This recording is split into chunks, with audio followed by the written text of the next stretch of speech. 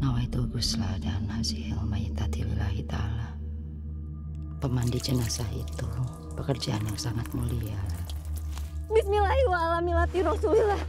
Bismillahirrahmanirrahim. Hai Brilionet. Hari ini kita mau ngobrolin film terbaru kami, film Pemandi Jenazah. Aku Agni berperan sebagai Lela. Aku Amara Sofi berperan sebagai Rika. Dan mari kita ngobrol-ngobrol sama Brilionet.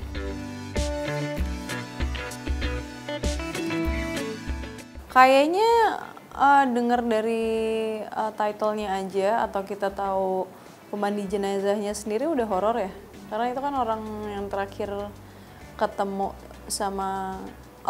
yang ketemu sama jenazah itu satu. Terus kayak banyak banget sih hal-hal yang ngebikin kita nggak terlalu harus effort banyak gitu untuk ngebikin atmosfernya horor, karena kita sendiri syutingnya juga udah dari lokasinya, dari beberapa situasi-situasi yang emang serem gitu. Terus scene-scene-nya juga banyak yang pernah dialami sama pemandi jenazahnya yang nge-workshopin Agni gitu.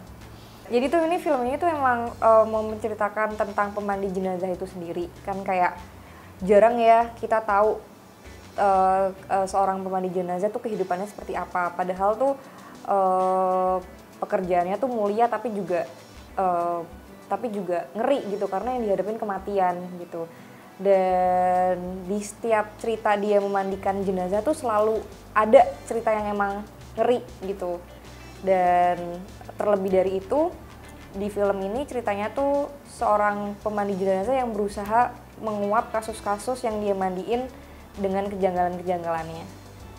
Itu sih. Di samping itu juga kayak diingetin lagi kalau sebaik-baiknya pengingat itu adalah kematian, terus juga tentang dosa masa lalu, bagaimana dosa masa lalu yang akhirnya menjadi bola salju dan menyebabkan malapetaka, tidak baiknya bergunjing gitu. Dan menurut aku hal yang nggak baik, yang mungkin kelihatannya sepele karena kalau kita ngomong nggak dipikir dulu gitu, yang akhirnya jadi malapetaka buat kita sendiri gitu.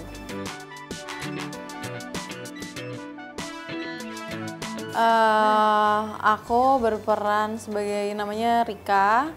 Nah, Rika ini dia itu anak muda yang dia ngekos kali ya di kampung itu karena dia kerja di supermarket. Terus dia tuh yang ngebantuin tetangga-tetangga. Jadi dia orang yang lumayan caring. Terus juga kegiatannya sehari-hari itu ya orangnya nggak bertele-tele sih, kayak bangun pagi kerja, terus abis itu kalau ada yang perlu dibantu, abis itu pulang. Jadi dia overall orang yang baik gitu, yang santun. Kalau aku berperan sebagai Lela ini adalah pemandi jenazah itu sendiri, pemandi jenazah turun-temurun yang diturunkan dari ibunya, yang berperan sebagai yang ibunya, Ibu Siti, yang meranin Mbak Jenar. Terus punya adik namanya Ibrahim yang berperan sebagai Arif gitu. Dia seorang wanita dewasa yang sebenarnya punya mimpinya sendiri, tapi karena kewajiban dan karena kewajiban yang harus melanjutkan pekerjaannya dari ibunya, dan karena insiden-insiden yang mengharuskan dia menjadi pemandi jenazah, akhirnya mau nggak mau dia menjadi seorang pemandi jenazah gitu. Dan dia ini anaknya sensitif tapi juga intuitif gitu. Jadi selain sensitif dan bisa merasakan hal-hal yang janggal ada di sekitarnya, tapi dia juga intuitif dengan sikap yang akan diambil selanjutnya.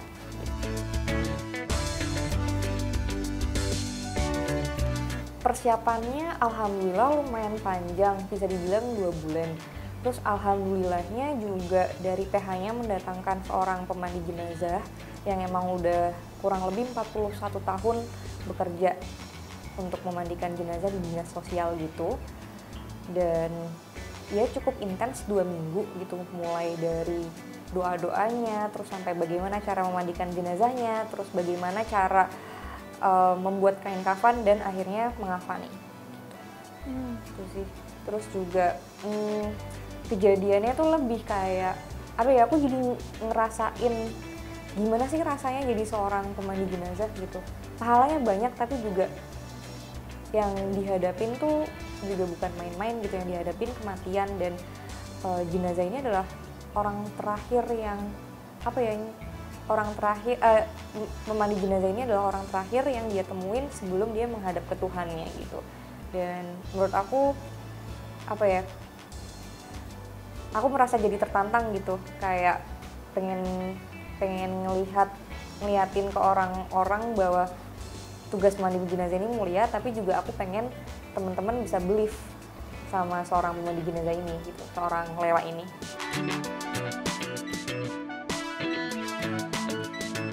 Awalnya kayak ya udah mencoba kayak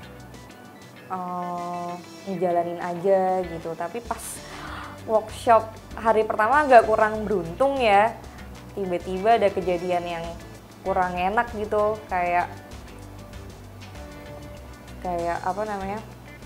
di tempat workshop kita yang mobilnya harusnya mati tiba-tiba bisa nyala sendiri. Terus 2 orang tiba-tiba sakit, Amara muntah-muntah, terus Mbak Jenar juga muntah-muntah waktu pertama kali workshop mandiin jenazah gitu. Padahal ya pakai stuntman gitu. Mungkin karena mengundang gitu, terus juga pekerjaannya tuh workshopnya tuh dilakuinnya waktu maghrib gitu, yang emang harusnya benar-benar udah selesai gitu, emang harusnya break dulu gitu, tapi tetap maksa karena semangat ngejar waktu mau syuting kan. Jadi aku pengen di hari itu juga nyoba maksain, dan pas banget hari itu waktu itu Bu Hikmah itu baru aja beres mandiin sekitar 3 jenazah dan belum bersih-bersih. Jadi emang energinya kayaknya kuat dan akhirnya ngikut kena kita gitu. Aku emang penakut ya. Itu first of all aku emang penakut. Terus juga kayak sebelum project ini aku pernah digangguin banget gitu loh. Jadi kayak aduh gimana ya syutingnya, semoga nggak ada yang ini gitu. Terus abis itu pas hari kedua aku syuting, datang kayak sehat ini tuh segala macam, dan emang dari hari pertama ketemu sama Bu Hikmahnya kayak agak merinding sih gitu, kayak kenapa kok merinding ya gitu tiap ketemu Bu Hikmah. Dan pas hari kedua syuting aku datang ke lokasi masih sehat, itu datangnya jam 5 atau 6 sore, terus makan, terus ketemu Bu Hikmahnya, tiba-tiba aku pusing. Habis itu pusing banget, terus aku cuma pegangin kepala gitu, terus Bu Hikmah kayak sini saya pijitin gitu. Ya aku kira kayak oh mungkin ya, kan nggak bisa bohong, emang tiap ketemu Bu Hikmah emang ada pusing-pusingnya gitu, nggak tahu karena aku takut apa gimana gitu. Udah dipijitin tapi tetap pusing. Terus habis itu take scene oh ternyata malah makin pusing dan muntah-muntah gitu. Jadi kayak aduh ini kenapa. Terus Bu Hikmahnya juga kayak lumayan, ya udah tunggu sebentar ya saya pijitin dulu. Lumayan panik juga. Terus kita ada yang jagain ya, kayak semacam Bapak ya pokoknya ada yang jagain lah kita gitu. Ada pawangnya. Mungkin ada pawangnya kali ya gitu. Iya, terus abis itu udah disuruh minum inilah, ini nggak ada yang ngefek sama sekali gitu. Terus aku setiap ketemu sama Bu Hikmah. Ya yang paling parah sih karena itu yang terakhir ketemu Bu Hikmah, dan hari itu yang lumayan kayak aduh kok berasa banget. Terus abis itu setelah muntah-muntah terus muntah-muntahnya kan nggak di depan banyak orang ya, karena itu scene-nya juga kita lagi lumayan intens, jadi aku ke toilet terus kayak aduh ini kok pusing banget. Akhirnya aku minum obat pusing 1 nggak ngefek, obat pusing 2 malah ngantuk, bangun tidur baru kayak agak turun lah. Cuma sampai pulang pun aku tetap kayak panas dingin yang gimana ya panas dingin gitu. Tapi kadang aku ngerasa kayak oh mungkin karena aku terlalu takut kali ya gitu. Soalnya tapi bukan sendiri kebetulan juga sih sebenarnya, soalnya yang jadi ibu aku sakit Mbak Jenar, juga. Itu pertama kali ketemu Bu Hikmah tuh langsung muntah, bukan suatu kebetulan sih. Aku lusanya langsung minta break karena aku nggak enak badan. Mau diinfus kayak apa juga Jadi kayak ya udahlah, percaya nggak percaya jangan kebanyakan gaya deh lo, kayak gue diingetin gitu sih. Jadi kayak emang harus hati-hati gitu, harus permisi dulu, harus baca doa-doa dulu, emang niatnya mau belajar gitu sih. Nggak bisa dipungkiri emang kayak hawanya beda, itu beneran ada banget. Karena kan maksudnya aku udah penakut dulu kan, terus kayak udah nggak masalah kok, kita kan emang mau belajar, maksudnya niatnya juga nggak, bukan yang jahat gitu-gitu kan. Jadi kayak aku udah all good gitu. Tapi ternyata tetap nggak bisa bohong, emang beda gitu.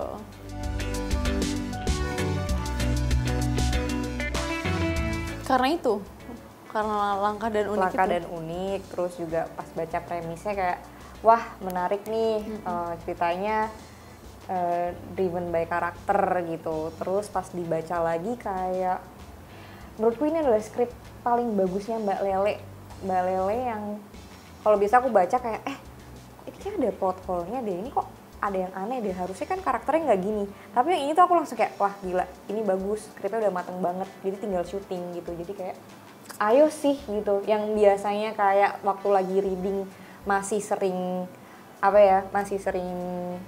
kayak boleh nggak ya karakternya aku giniin, boleh nggak ya malah ceritanya harusnya gini aja gitu. Kadang kan masih kayak pengen nambahin apa, pengen nambahin atau mengurangin apa gitu. Jadi kayak biasanya karakter tuh dibikinnya emang nerima karakter terus kayak diolah lagi bareng coach acting dan penulis dan juga sutradaranya kalau emang masih ada yang belum serk gitu. Tapi kalau ini aku bener-bener nerima, ayo aku langsung kosongin gelas dan mulai masuk ke karakternya. Jadi emang sesuka itu sama skripnya kuat. Terus kalau buat aku juga endingnya dilematik sih. Jadi tergantung kitanya gitu loh. It's a sad ending atau happy ending gitu. Karena ya itu dilematis gitu, tergantung ending yang mana buat kalian. Itu satu.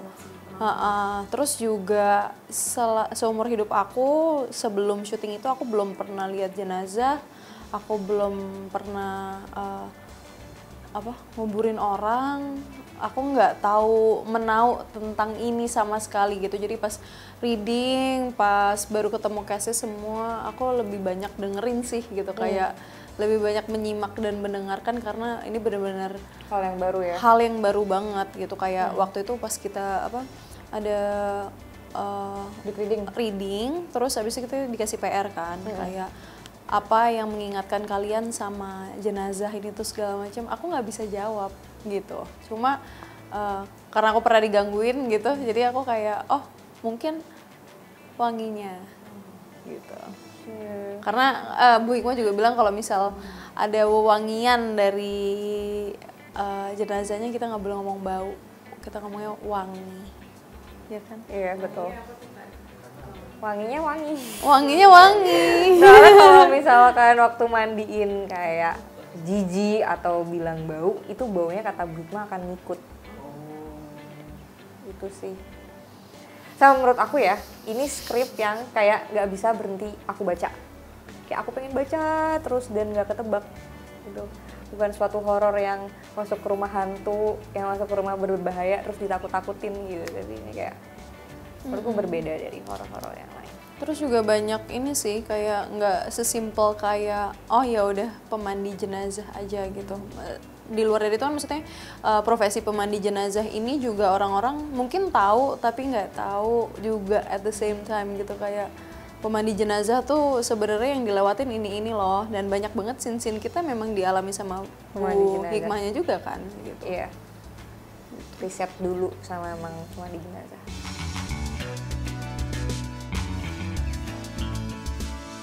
Dari production value-nya menurut aku bagus banget, dan setnya memang dibangun se-effortless menakutkan itu.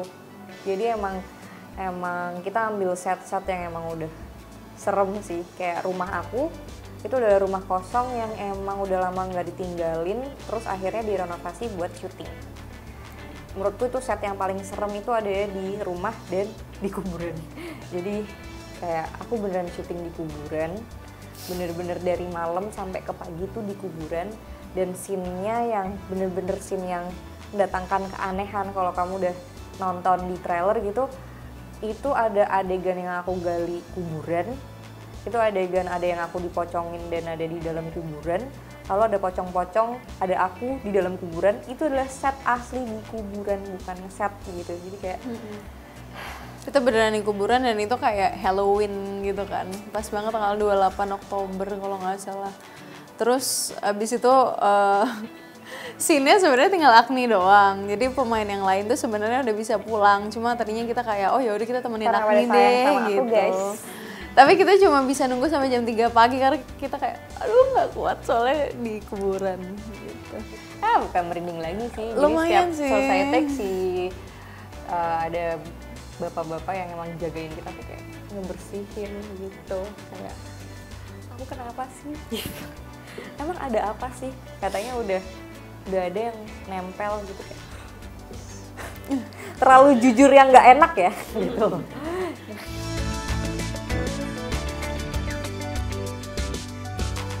Justru aku agak kaget tapi at the same time juga kayak terima kasih ibu sutradara, produser, lokasi, manajemen gitu. Kayak aku jadi beneran ketakutan dan mengimbres itu. Jadi aku nggak perlu effort untuk berakting takutan gitu karena emang udah creepy guys gitu di kuburan gitu. Jadi kayak aku ngide banget ngajak temanku waktu itu untuk ayo dong ikut dong ke lokasi syuting biar lo tuh tahu kalau gue syuting tuh gimana gitu. Terus dia sih kayak mau pulang gitu. Aku juga dong mau pulang. Nggak bisa gitu.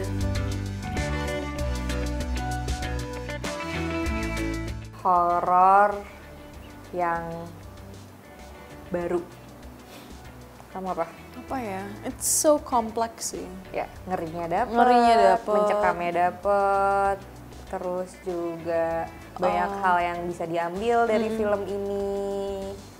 Terus juga pilunya ada, dramanya kuat dan karakter-karakter yang apa ya, karakter-karakter yang kuat juga gitu. Ini kayak Nggak plain cuma Sekedar horror dan ditakut-takutin jump scare gitu. gitu loh. Jadi kayak building feelingnya buat kenapa kita pilu, kenapa kita sedihnya seperti ini, itu semuanya itu bisa insya Allah ya bisa dirasakan juga sama penonton karena lumayan dijelaskan juga dari alur ceritanya gitu. Terus banyak hal positif yang bisa didapetin dari situ gitu. Dan itu kayak sesuatu hal yang general aja gitu, karena sekarang kayak kalau misal ngegosip itu sesuatu hal yang biasa banget gitu, kayak siapa yang nggak ngegosip, cuma dari film itu kayak oh ternyata ngegosip bisa seperti mind-blowing ini ya gitu. Gitu. Dan ada satu sih yang aku paling inget dari ada dua malah. Apa? Ada dua hal yang paling aku inget dari project ini adalah satu, kita ada scene tiduran di tanah. Terus abis itu pas tiduran di tanah, aku tiduran duluan, itu udah jam 3 atau 4 pagi. Dan tiba-tiba, kan aku tidurannya di bawah pohon gitu ya. Terus tiba-tiba ada jatuh anget-anget gitu. Ternyata di atas kita tuh ada ayam, karena itu udah mau subuh ya. Ayam Jadi sudah bertengger. Jadi itu udah ada pupup ayam jatuh-jatuh di dekat kaki saya gitu kan. Nah, abis itu udah Di muka saya, kaki saya, saya. untungnya belum kena ya, itu masih di sinilah gitu kan, ada beda tipis gitu. Ya baunya udah kecium ya. Iya lumayan. Terus enggak. Tapi emang itu tidak menakutkan. Itu menakutkan untuk kita ya. Terus abis itu setelah anget-anget gitu, terus habis itu dipindahin kan sama kru-kru, disuruh pergi ayamnya gitu. Tapi kenapa itunya nggak dipindahin ya? Nah, karena itu udah pagi, jadi udah matahari capek lah ya naik gitu, udah kayak buru-buru gitu. Terus abis itu scene kita juga hujan-hujanan, jadi itu kan kita bertiga kan, aku udah tahu itu ada anget-anget, tapi mereka berdua si Ohim sama Agni nggak tahu kalau itu ada tai ayam gitu. Sedangkan itu scene hujan-hujanan, aku nggak ngira kalau abis scene hujan-hujanan airnya akan ngegenang. Aku kira bakal masuk dong airnya. Akan ngerembes gitu. Akan ngerembes gitu. Ternyata airnya naik. terus abis itu ngegenang dan aku yakin tuh tai muter-muter di kita gitu. Jadi semuanya kena tai ayam dan aku bilang ke mereka kayak setelah kita take kayak, tadi ada tai ayam tau gitu. Itu satu. Kedua, ini hadiah dari syuting ini. Terus gitu. Iya sih kayak lumayan limbat sih ya syuting kali ini. Lumayan limbat sih, effortnya juga wow gitu. Jadi kayak kalau di trailer juga ada gitu kan, setiap jenazah yang aku temuin tuh banyak kawat-kawat berduri gitu. Dan kita lumayan banyak beradegan dengan kawat-kawat berduri itu gitu. Ya walaupun itu adalah props, walaupun udah dibikin safety, tapi karena mungkin kita juga ke bawah suasana, jadinya si kawat-kawat props ini menyakiti kita gitu.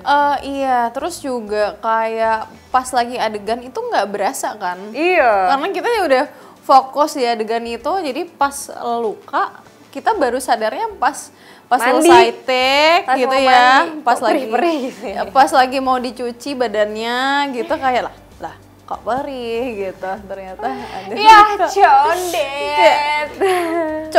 Condet. Ini Condet baru. gitu. Condet. Ini aku juga ada, kenapa sebelah kiri semua ya? Iya, itu sebelah kiri. Tapi seseru itu ya sampai nggak berasa baru terakhir. Intens banget sih menurut aku. Terus juga intensnya balik lagi kayak yang dibilang Agni tadi, kayak setnya itu emang dari sananya udah serem. Jadi kita seremnya udah kayak nggak di Iya, tapi nggak effort gitu. Environment-nya emang udah kayak kebangun gitu loh. Jadi bener-bener kayak one take oke gitu. Soalnya kalau misalkan emosi yang berat itu dilakukan berulang-ulang, tapi balik lagi sih, ada yang emang makin panas, ada yang emang kayak one take tuh udah oke gitu. Dan karena emang chemistry-nya udah pada kebangun, udah pada solid, terus setnya juga udah kayak gitu, jadi kayak one take oke, dan kita emang ngelakuinnya kayak all out aja gitu. Dan makanya terjadilah Iya sih, di project codet. di project ini aku Ini. termasuk yang muda kan. Jadi kayak aku mendengarkan dari muda banget. emang muda. Muda banget, gila. Lo sama gue cuma beda 3 tahun ya. Iya, tapi kan tetap ya lebih muda. Jadi lebih banyak mendengarkan gitu dan kayaknya buat nge-build chemistry terus ngejalanin suatu scene atau apa itu kayaknya kita nggak terlalu Dilancarkan aja ya. lancar banget sih.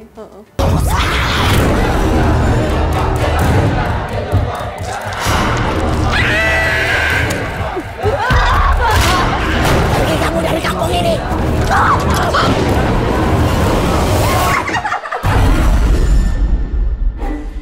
Hai Sobat Brilio, makasih banget udah nonton. Jangan lupa buat nonton film kita Pemandi Jenazah, bakal tayang tanggal 22 Februari 2024 di seluruh bioskop Indonesia.